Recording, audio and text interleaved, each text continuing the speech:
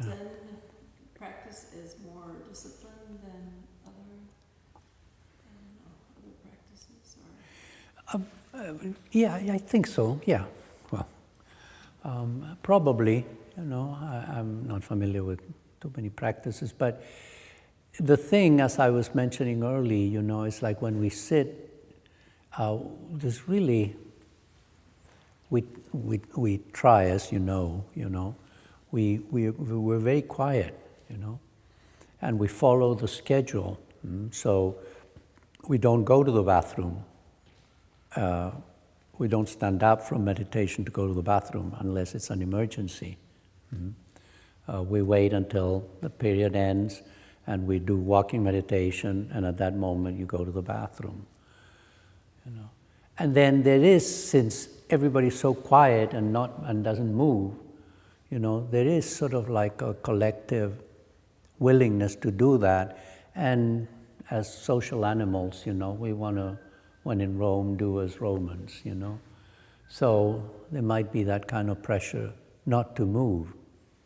But in our groups, we always tell people, to, if they have to, please, just do it, And one way that it's also recommended, if you need to, for some reason, you're just in horrible pain and you want to put your leg up or put your leg down or, sit in seisa instead of cross-legged, to mark it, So you'll see a lot of people going like this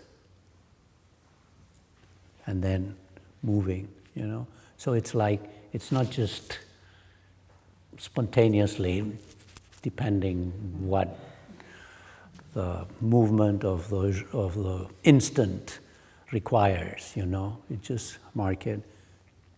Yeah. And it's sort of weird, but it's not, I mean, when I tell publicly to people, that don't, it seems a little bit weird. But it just has to do with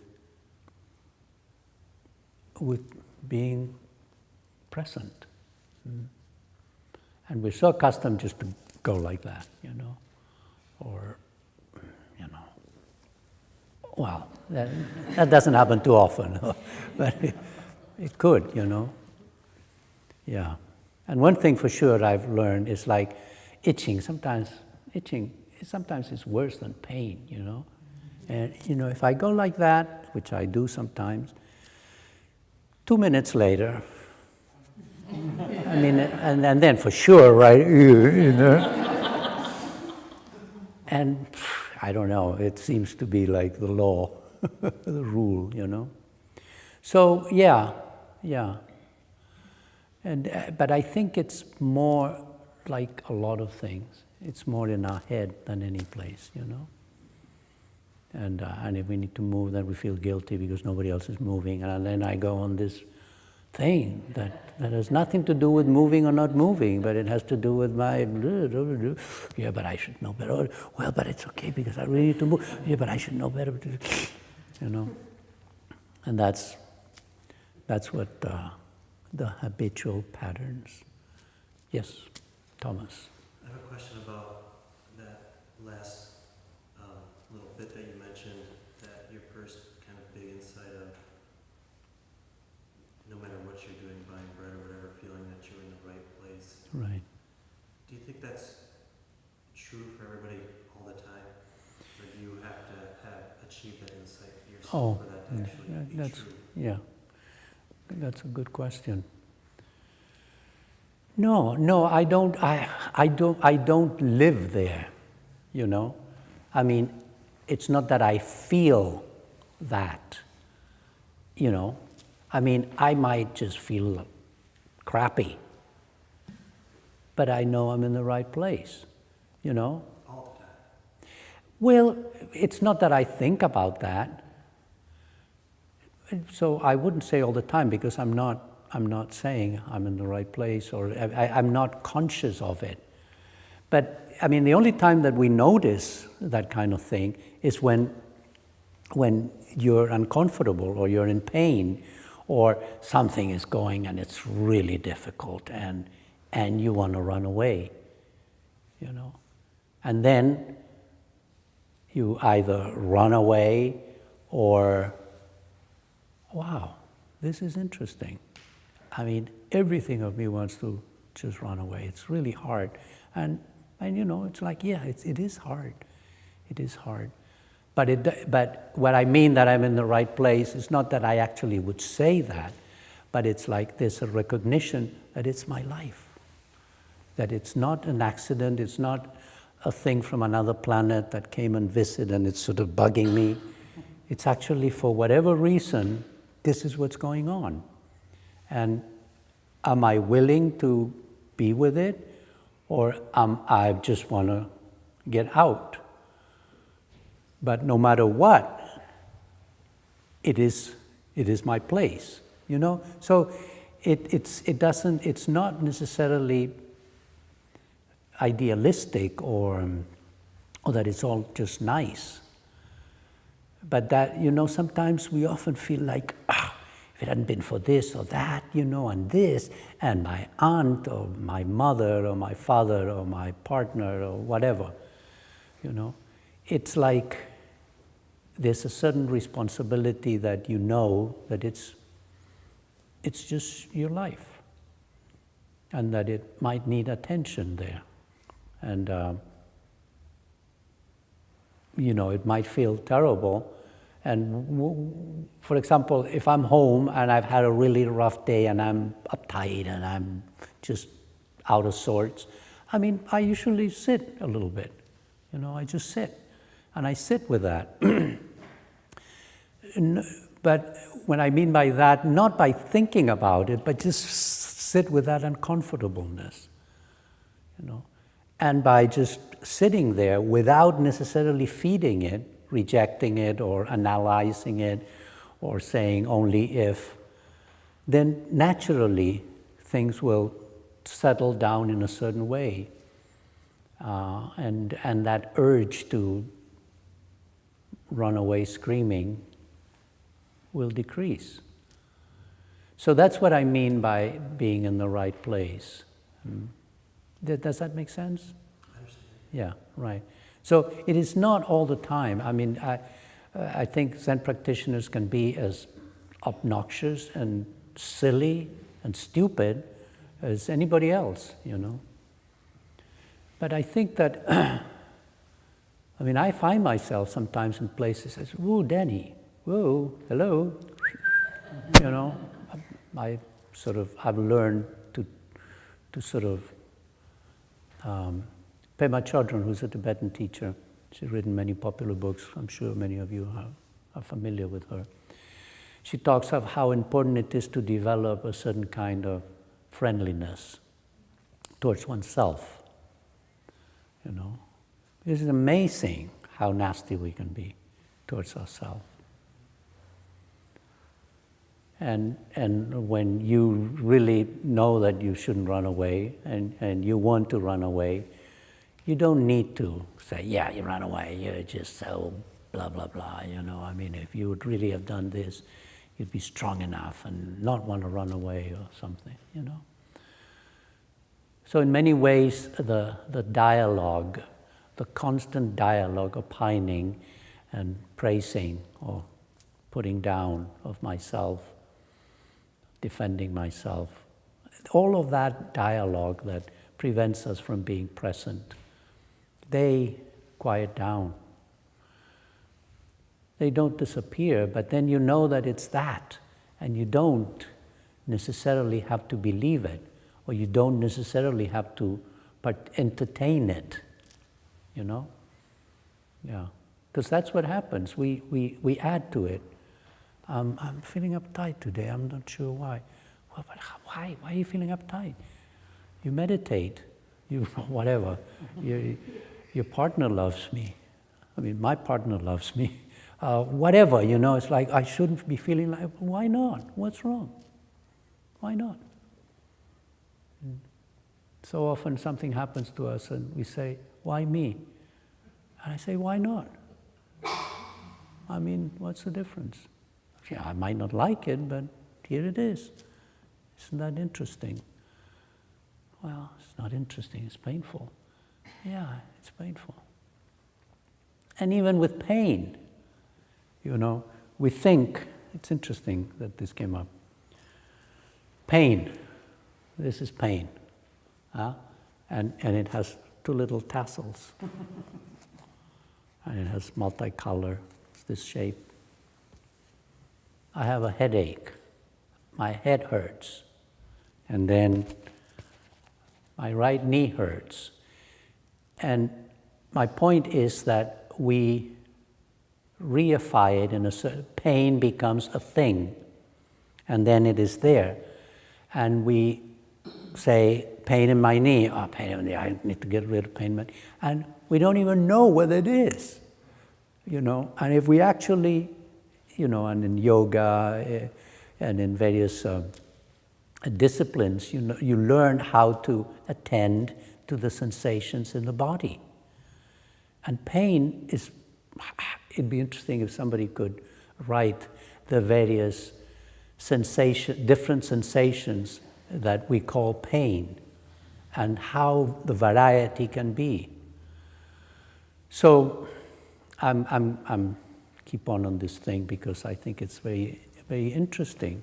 So then, when I learned how to meditate with pain was to sort of first consider that possibility, and if the pain is in your right knee, to sense it, and then sort of pull away, go up your thigh, let's say. And what's the sensation? And then as you get closer and closer to where you think the pain is, what is it? Is it pulsating? Is it hot? Is it moving in sort of circle, or it's just like a needle in it? And you know that there's a whole universe of sensations going on there. But then we call it, it's just pain. So the same thing with everything. Feeling lonely. Yeah. This is loneliness. Oh, feeling lonely. Or whatever. And what is it? What is it? What's the... So we, in a way, we learn how to... a certain kind of inquiry, curiosity. Because we know that there's something else going on. Because we've been learning that. Does it make sense, all of them? Talking too much. Yeah. So you see how it happens. It's not an idealistic kind of an attitude of like, I know I'm in the right place. When this would happen to me at the beginning, I would tell this good friend of mine, that used to hang out a lot, I said, Chris, something's going on, man. It's really something's going on, and I'm not sure what it is, but I know I'm in the right place, And there was a lot of changes going on in our lives at that time, We were all practicing a certain kind of discipline, And just that sense that something is going on, and no, it's good. It's good because it sort of feels exciting, a little bit spooky, but not panicky, and that. But you're in the right place. There's a certain trust,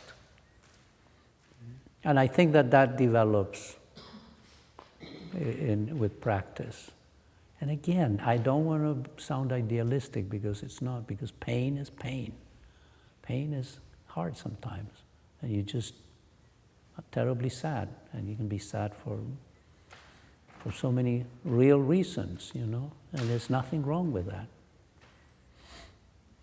Yeah, but then it's my pain, and it's completely mine, and it's even more than that. The whole universe. I mean, how can there not be pain? How can there not be joy? How can there not be confusion? How can there not be fear?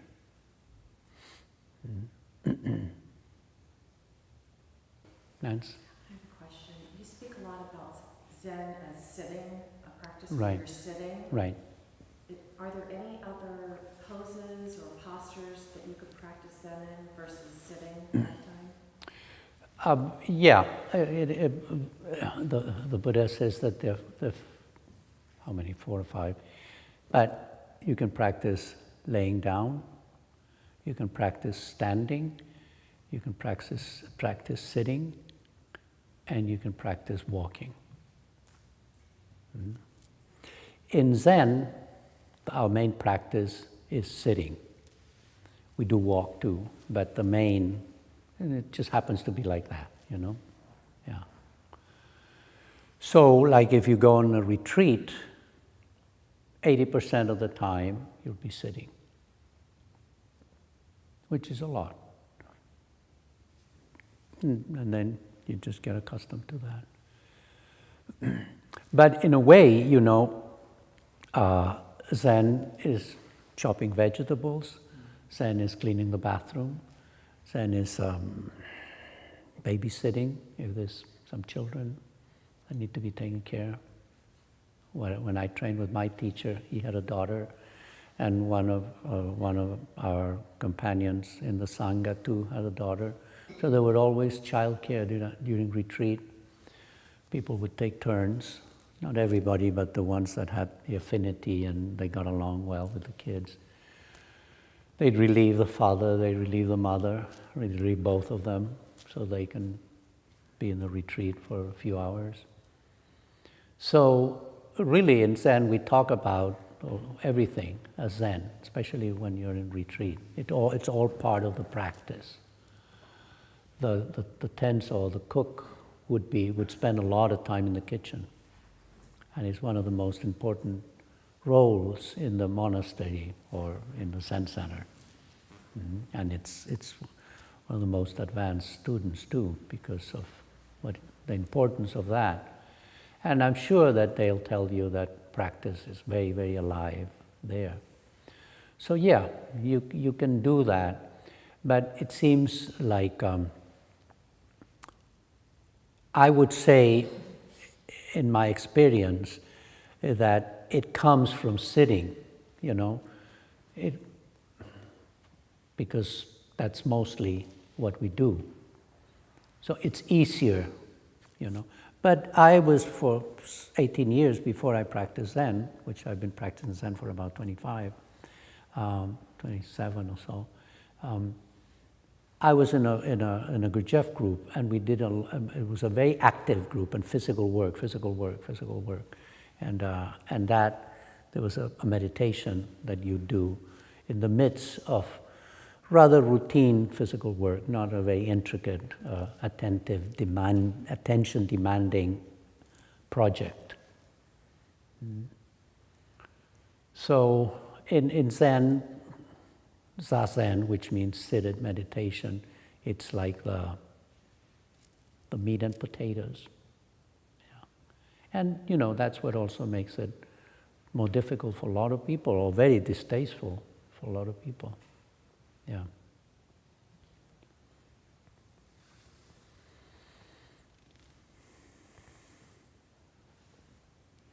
Marsha. How would you say your practice has changed, or maybe your insights have changed as you get older? Yeah. Well, you know, I don't know if I was talking to somebody this week, could have been Kevin, I don't remember. But, you know, one thing for real is that for the last, let's say, 10 to 15 years, 15 years ago, people would say, how are you doing, how's life, blah, blah, blah, blah, blah, and it says, I've never been better. And I would say that, I'd say the same thing today.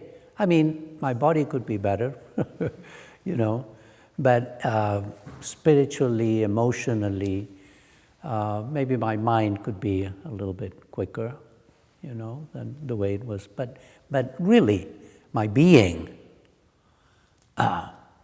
is more at home.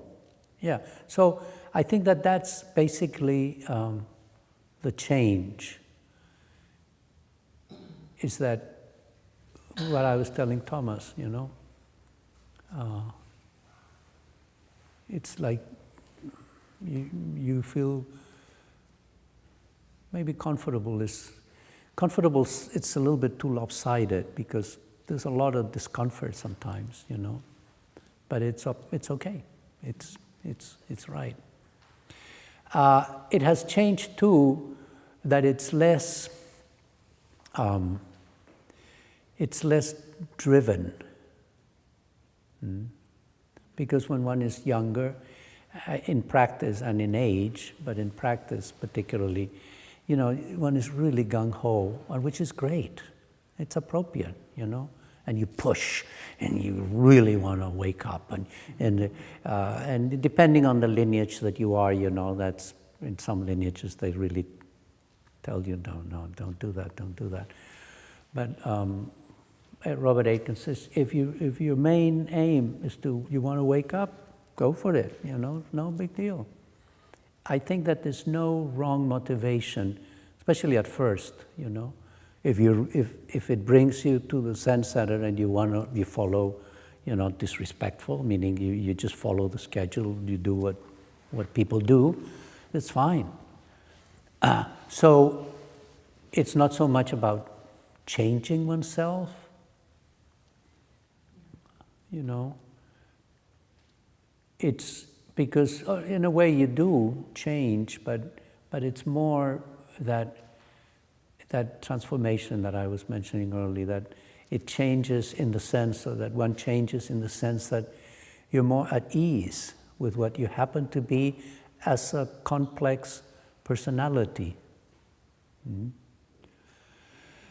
maybe some silly habits fall away, some very ingrained habits, you learn how to work with them, you know, and to somehow but it's like the metaphor.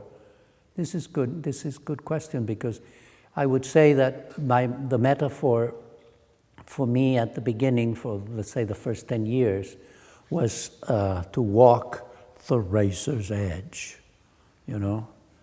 And now the metaphor for me is dancing. It's just dancing with what is, you know, whether it's pleasurable or painful or confusing. But the willingness to engage, you know, right? The willingness to engage. So I think that maybe that's it, is the willingness to engage, as opposed to the willingness to really get rid of some habits, the willingness to really be more conscious and more awake, and you know, and they're all fantasies, because we don't even know what that is, but we have some ideas of what those are, you know. Do you find that the ever more, I'm finding for myself that the obviousness that I'm going to die is shifting my practice? Yeah, absolutely, yeah. You know, yeah, or without a doubt. I guess I didn't mention that because I'm a little weird, you know, and that's, I mean, I had some experiences very young with death, so it's always been more or less with me, you know. I mean, it's never been very far from my imagination or my fear or my, it's changed, of course, you know, but death has always been sort of a presence and a motivator, and yeah. But yeah, as we age, of course. You know, the people, I had a student who turned 40 years old, and he experienced the first death of a close person to him. And he said, Daniel, do you ever think about death, or death is like present? And you know, I said, whoa, I don't remember when I haven't, you know. I mean, I don't want to say that death is always like haunting me, or no, it's just, yeah, it's something real. And when I was 7 years old, a friend of mine died in front of me, drowned in a swimming pool, and I couldn't do anything. So that sort of left something, yeah. And then my brother died when I was 14 and he was 15. So those two things, fairly young both, one more younger than the other, but yeah, but definitely, and like Elizabeth Kubler-Ross finds out in her works with the dying, death and dying, is that it takes, people start to live for the first time, no matter how old they are when they've encountered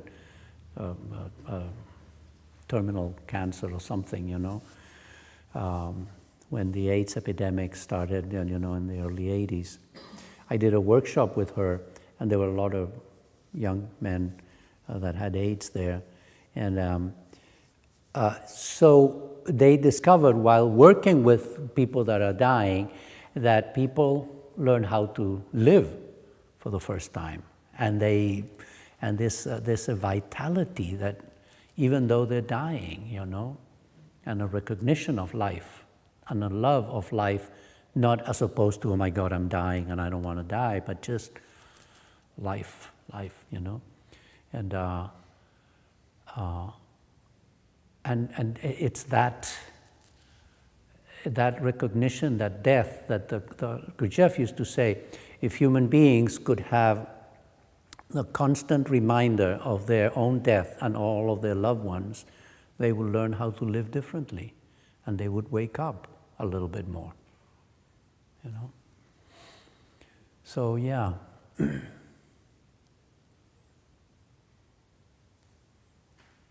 Yeah, and some people say, you think it's like a preparation for dying, often our practices. And I would say yes, but dying and living, I mean, they're not that far, In Zen, we see that, I mean, in biology, we know that things are always dying in our body and being born. So being aware of our death makes us aware of our life, and so yeah, that changes too, for sure. This is what I'm struggling with, but is there an easy way or a way that works for most people to make this part of their daily life? To set the time aside to just sit and meditate? Any pointers? Any Yeah. suggestions? Oh, sure. Well, that's really where it's at, kind of thing, The problem with us is that we're overly ambitious sometimes. So, I recommend to people when they start wanting to have a daily practice, is they do it every day, independent of they feel like it or they don't, independent of they're sleepy, or they're too excited, or too many thoughts. It doesn't make any difference at all, You just go to your cushion. It's ideally you have a spot in your home that it's sort of reserved for that. Not that you don't go into that spot. If it's a room, it might be your library too, or whatever, your studio. But that you have a place, and that corner is your cushion. Maybe you have an image, maybe you have a flower, whatever. And you keep that as the place where you do it. And in the morning, you do it at least for 5 minutes, every day. So the important thing is to pick something that's reasonable and that you're going to do it every day. Even if you sit for the 5 minutes and you just want to scream and get out of there, you do it. Because you develop that habit. And it doesn't matter if you just swear all the time for 3 minutes and then you calm down. It really doesn't matter. And of course it'll change. But I think that what's important is to break a certain habit of not doing it, of course, but it's like but to let yourself even 2 minutes, Yeah. And then the days that you feel good and you want to do 5 or you want to do 10 or you want to do half an hour, go for it. But you do it every day. Yeah. That's really the key. And then, of course, I mean, there's some days that I don't sit, but I'd say that, well, it's more difficult for me because when I teach and I give interviews and stuff, it's like I'm sitting anyway. But I also work at the shop, and I do a lot of Skype because a lot of my students don't live in Sebastopol. So, but yeah, that's important. So permit yourself to just pick 3 minutes if you think that 5 is too much, and have a spot, because that makes a difference, And then during the day, when you get to the house, if you live in a big house, maybe you don't see. If you live in a small apartment or a small house or in a room, it'll be there. And sometimes when people are having resistance, after they've developed a certain practice for a while, when they develop a strong resistance, it's like I tell them, just go into the meditation room or into the corner where you sit and just feel that resistance, Just be with that and taste it and, sense it. And then make a conscious decision. No way. Turn around and go, and leave, and forget about it. Sometimes people too that are having dry spots, and they just they complain too much. I says, don't sit. And the next 2 weeks or next week or next 3 months, don't sit. You want to sit? No, I don't do that anymore. Okay, for 3 months. That's also a pretty radical one. Don't tell her that yet. No, but it's Kevin. Is it okay if you do it while you're lying down in bed? Do 3 minutes, like in the morning when you wake up? Not for you.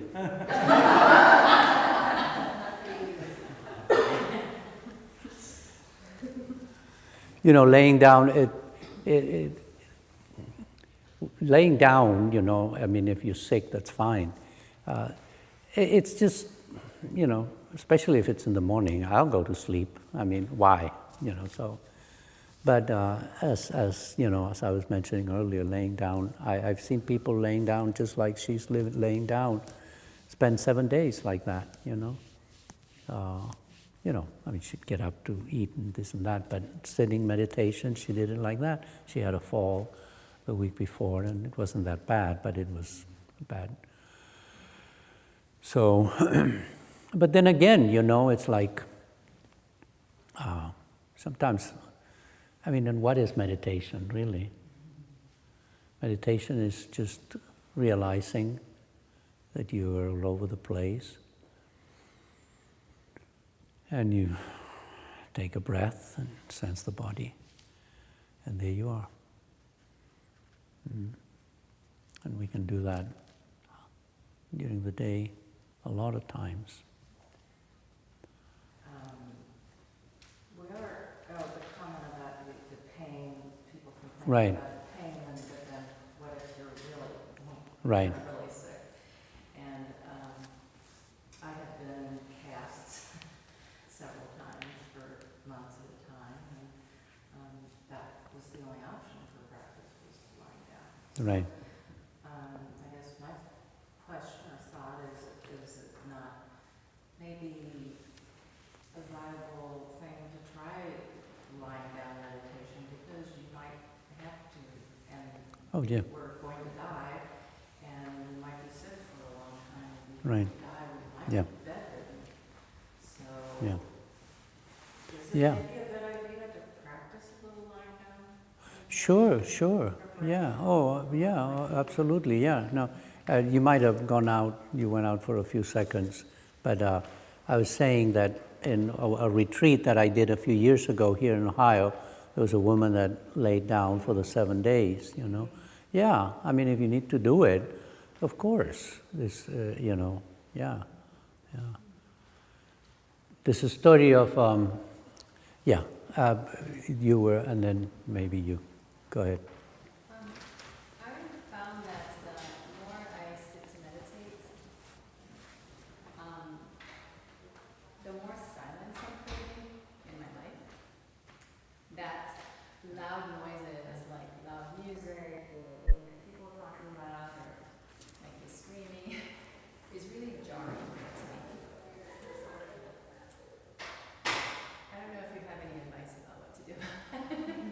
You said some children? Yes, I have two little ones. Two little ones, right. So the more I meditate, the more silence I'm creating. Right, yeah, So yeah, that when yeah, there is anything yeah, too yeah. loud or screaming Right. like that, it's very disarming. Yeah, It does yeah. something inside of me that it's just, Sure, I sure, can't even explain it. yeah.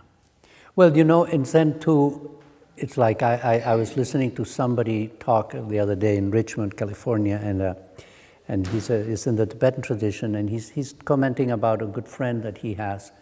He says she's a wonderful friend, and she has this practice that really helps her and comforts her and supports her. And it is a mantra, and the mantra is, I am that. And Anam Tupten is the name of this man. And he says, and they know each other, but he said, have you ever considered that that is nowhere? That does not exist? What if that is not? I am that, and that is not there. And of course, it's like, don't mess with my stuff, I mean, it's just like my little, my amulet, There's no there kind of thing, And that's very typical, of what a teacher might do. Because, we then start believing that silence is really where it's at. Silence is great, but you have two children,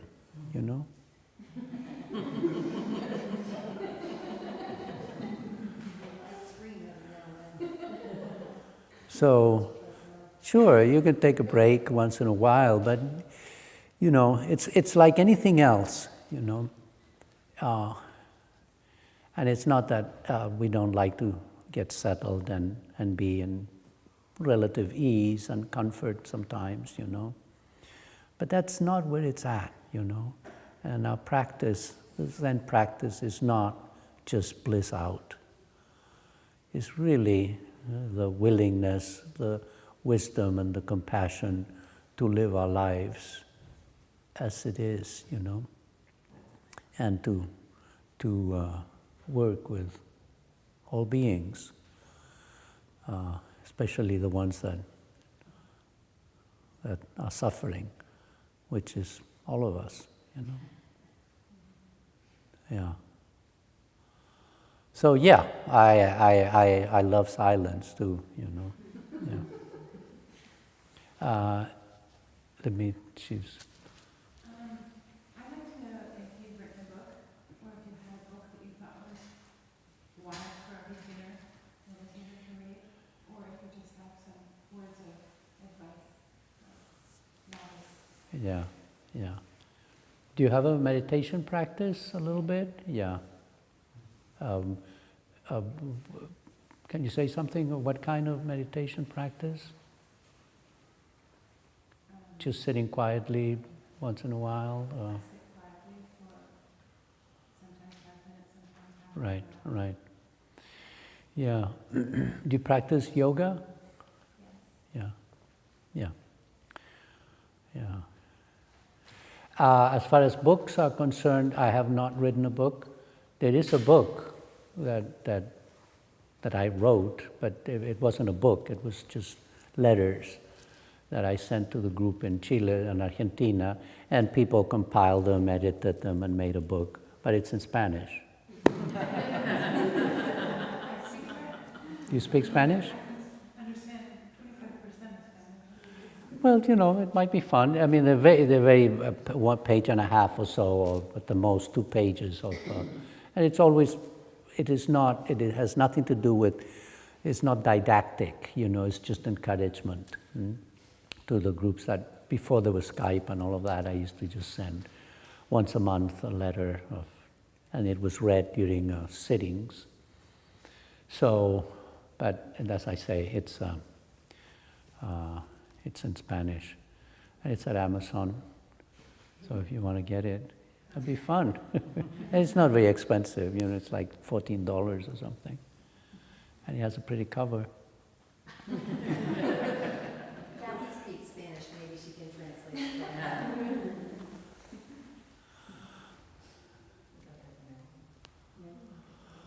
Christ. Your book is being translated out Well, there's somebody in Santiago that wanted to do that, and maybe this summer we might get to do a little bit. And then there's the idea. There will be people are trying to compile all the talks, or a lot of the talks. Some of them are probably better than others, and transcribe them and try to do something like that. But there's not much for the time being, But, there's a lot that you can, books are great, and there's a lot of good books out there. Suzuki Roshi's Zen Mind, Beginner's Mind is wonderful.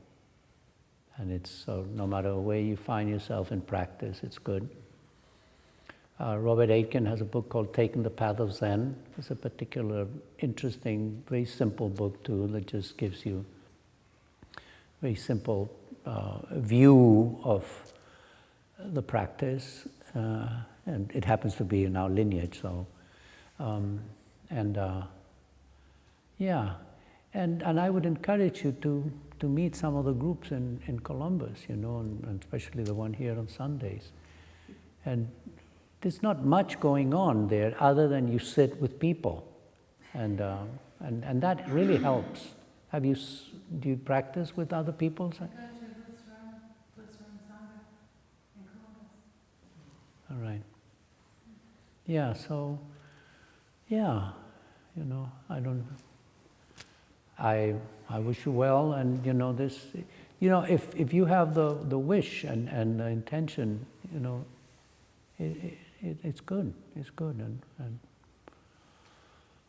and do it every day. Try to develop that practice every day for a few minutes anyway, and don't be too concerned or too attached to the state that you're in. You're happy, be happy during the period of meditation, or if you're just tired and sleepy and you fall asleep constantly, don't worry, just do it. Okay? Thank you. I have a question. I was struck by your saying before people move, they'll mark it. Something I never really given a thought to before. Yeah, sure. And so I'm curious if you have if you mark the beginning of a meditation, if you mark the end of the meditation, because that seems like it would produce a... Yeah. Well, a bell is always good. Do you do that, is my curiosity? I don't hit a bell when I sit at home, but I take refuge in Buddha, Dharma, Sangha at the beginning, and I say something at the end, the Bodhisattva vows, And if I want to do more, I might do other text or reciting the Heart Sutra, or, there are various things. But I think it's good if some people want that, and it can be helpful. And it's a good thing. It's a good thing to, like I light a candle, I light incense, I offer incense. I like all that stuff, And it all marks it. I enter the room, I greet my cushion, and greet all beings, and then I sit down. So as I'm talking, I realize that I do a bunch of stuff. I just do it, Right, but it's good, And that's the point of having a spot that you use, is that it's there, and you just look at it, and it's already something that grabs your attention and reminds you of your intention, and reminds you of this is it. Yeah. You're welcome. I really, really appreciate the comment you had about not falling back into patterns, and I would definitely take that with me, and being present, and not going back to the things that we grew up with, and things that resonate with us that we think are what we are, Right. but to be what we are right now, and to be Right. present. Right. Thank you for that. Yeah, and one thing I like to add to that is that it sounds really good, but it's hard, you know. Yeah, so right. So we can, but you know, there's stuff that we can do that's very simple. You know, we start with little goofy things, you know, and that just to remind ourselves, you know, like the door of your car. Maybe you put a little rubber band, you know, and every time you open the door of your car, you remember. And you don't remember it to do something, you just remember, there you are, you know. You know, so it's a reminder not for something other than that, at that instant, you know. And things like that. Right. And of course, certain patterns, it's going to take a lot of work, and some other ones less.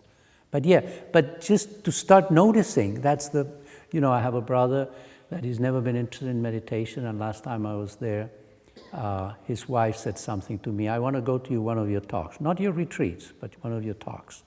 And then he said, you know what I would like, Daniel, is like, can you tell me something? And this is my brother who's never asked absolutely nothing about it, you know. If you have some kind of trick or something to deal with intolerance.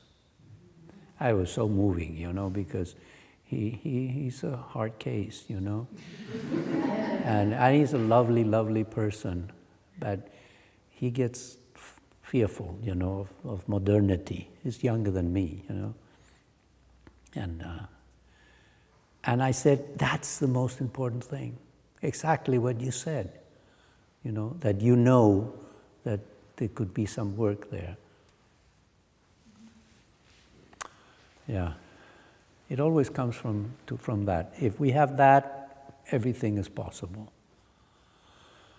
Because if you have that, it means that it's already something there.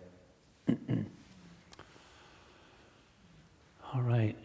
Well, it's been a pleasure. Thank you.